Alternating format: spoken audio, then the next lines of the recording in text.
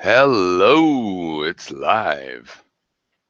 All right, this is a video to Qntkka in a sense.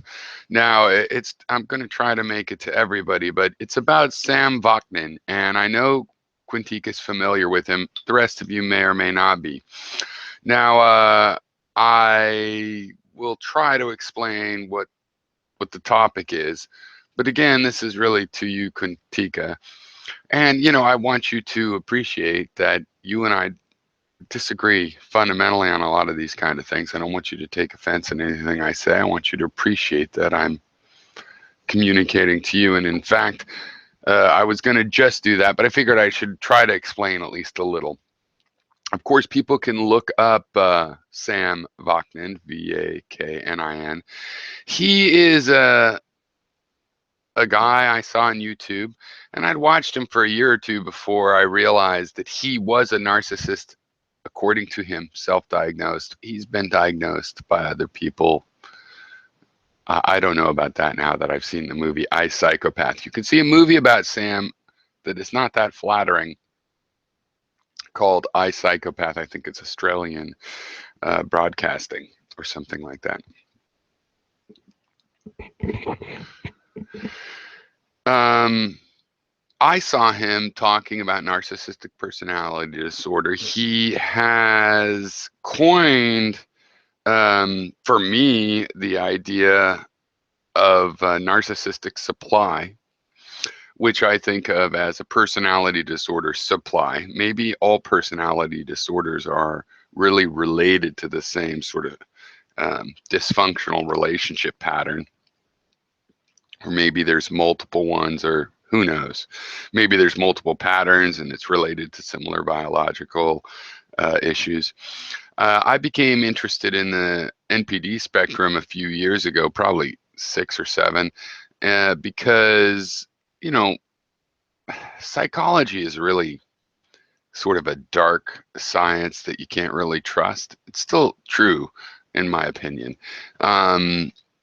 But there's been progress made, and I thought the NPD spectrum was pretty interesting and certainly not finished, but it described some real behaviors. It identified things like this, like cutting behavior and where that fits in, and uh, and also what I liked about it is that I kind of think everybody's crazy if you know them well enough. And the thing about the personality disorder spectrum is all of the personality disorders are also legitimate tendencies. Um,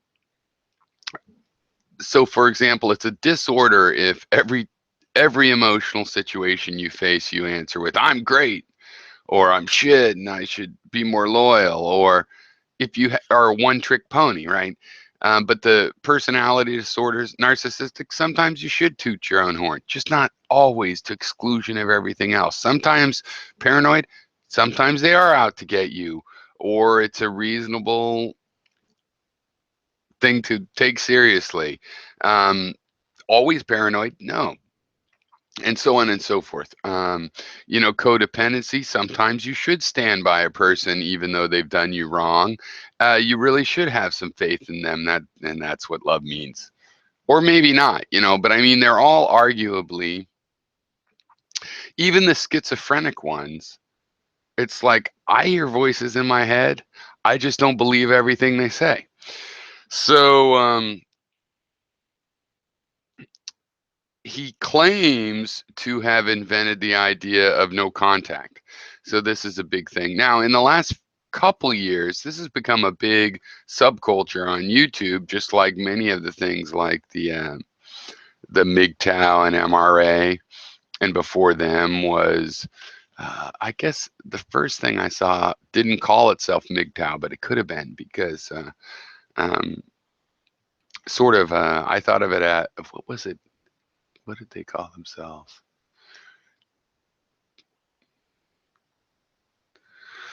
I don't remember, but it was sort of a Lonely Hearts Club of like women are too hard to satisfy. Fuck them.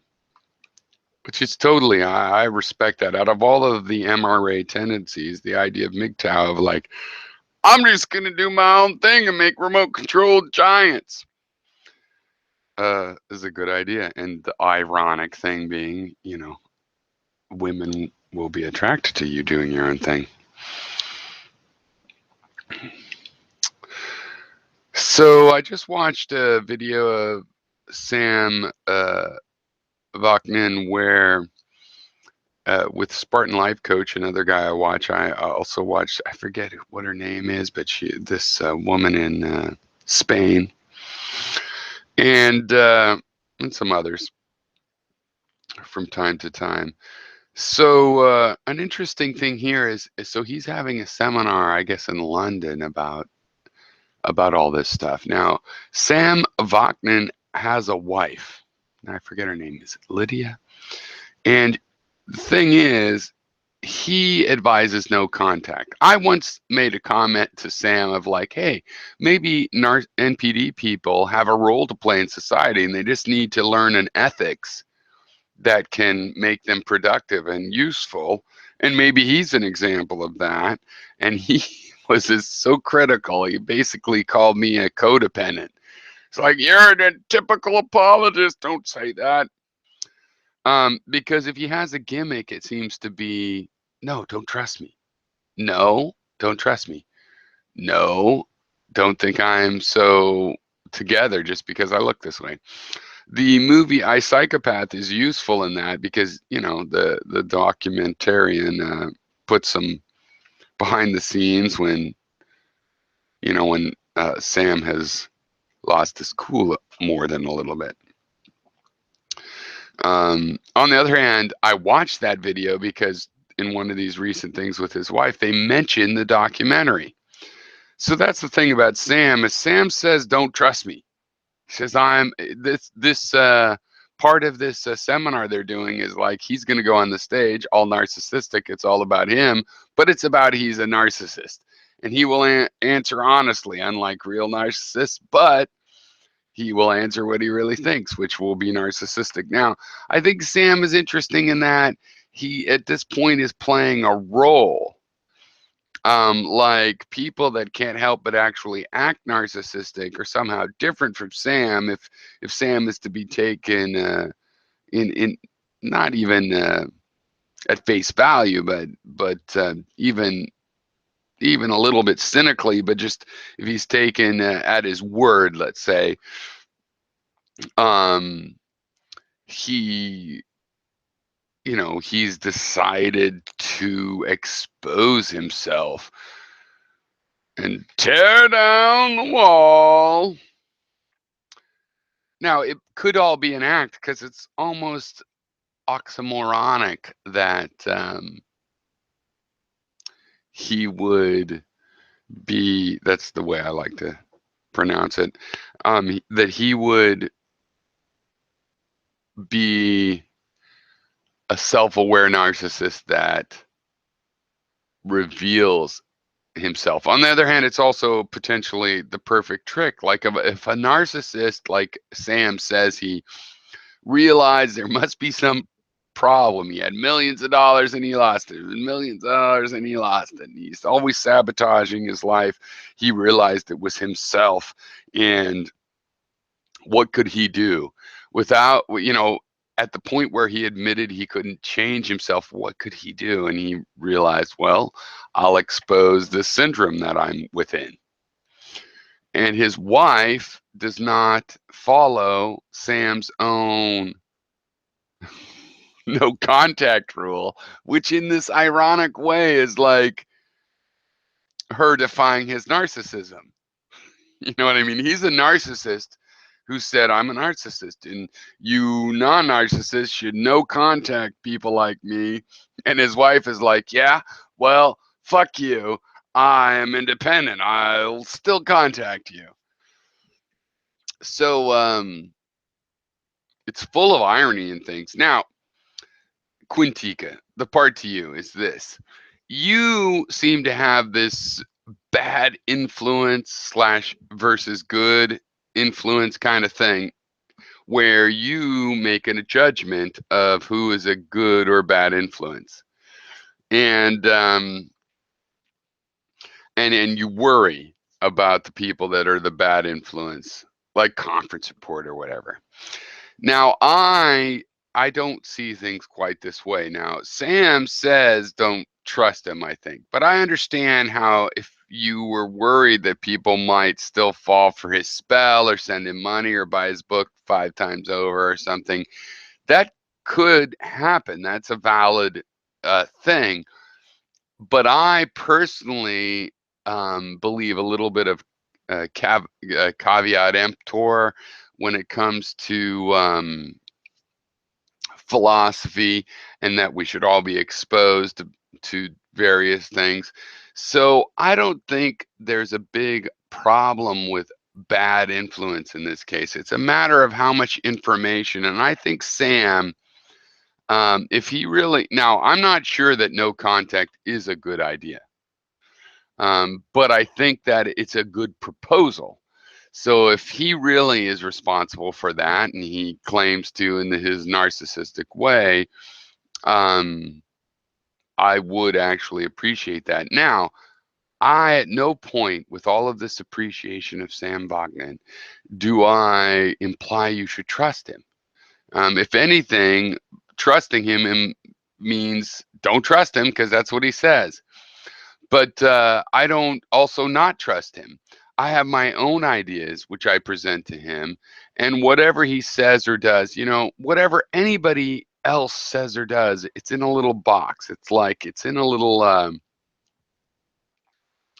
mezzanine. What's the film technique called when you do that? Oh, fuck. But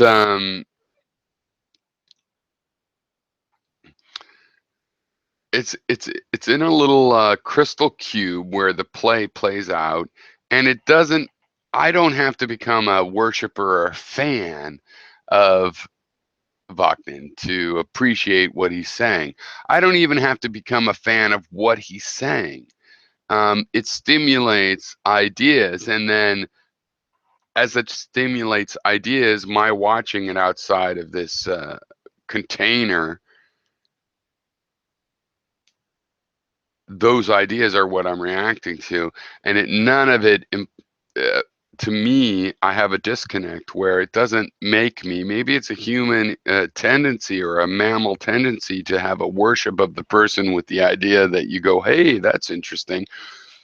I don't have that because I've specifically have this device that makes it indirect, and I just go, that's interesting.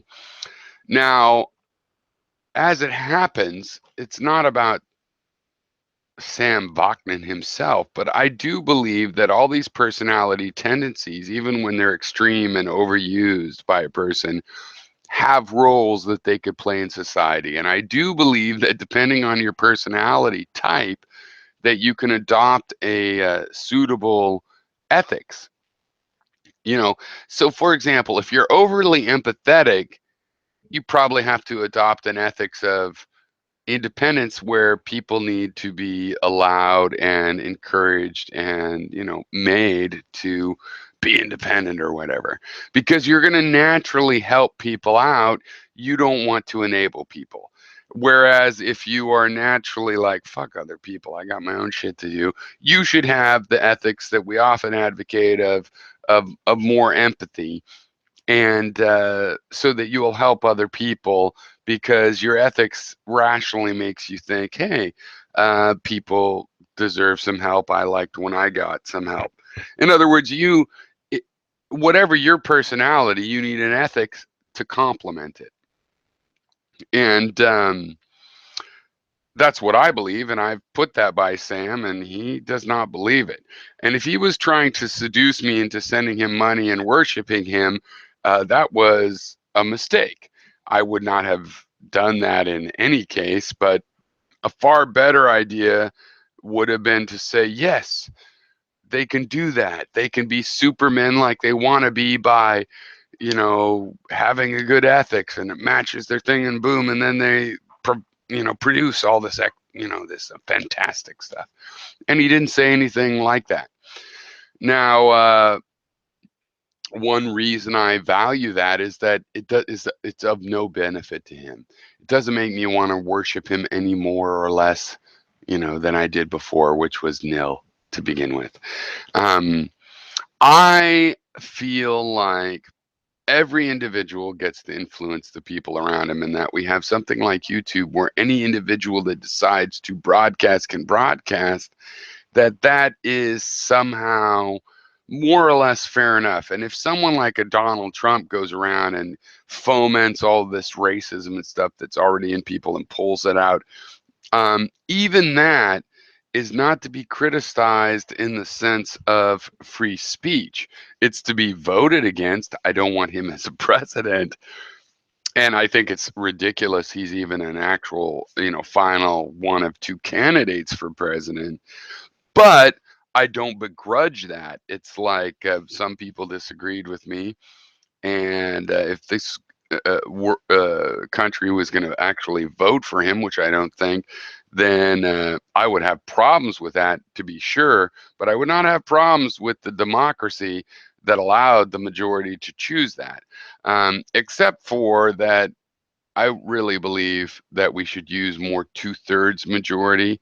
I would rather use things that two-thirds of the people agree on rather than 50.1%. But that's a bit of a diversion. Okay, so I think I made my point, and cheers to everybody. And it's quite late, and it's 2:45 a.m. But I just finished a while ago a code test. The kind of work I do, that people make you take tests, and frankly I like it when they give you a test. Here's the code, do this, as opposed to make you sit there with somebody looking over your shoulder, because that's not a natural programming style. So anyway, these things, by the way, if you can't tell what they are, they're the, what are they called when you have three of them? Triangles. Anyway, Forever Wolf Films made these, drawn off of video frame captures of moi art. Any artists out there that want to give me art, it doesn't have to be of me. That's a little bit embarrassing and self-indulgent, though I love it. But it could be anything. I will accept any art. If some crazy asshole wanted to get my address, that'd probably be a really good way to do it, because I'd be like, okay, I'll take my chances. Now that I said that, I can't accept any art ever. But the point wasn't that I want more art. The point is, those are my. I'm retiring on this shit, Amanda. These need to be like $150,000 a piece by the time I have to retire. But then I can't sell them. Oh, I'll just live in poverty knowing that I could be rich. My This is definitely a big tangent. It's a subtext about how I value art, which is greatly. Okay, there we go.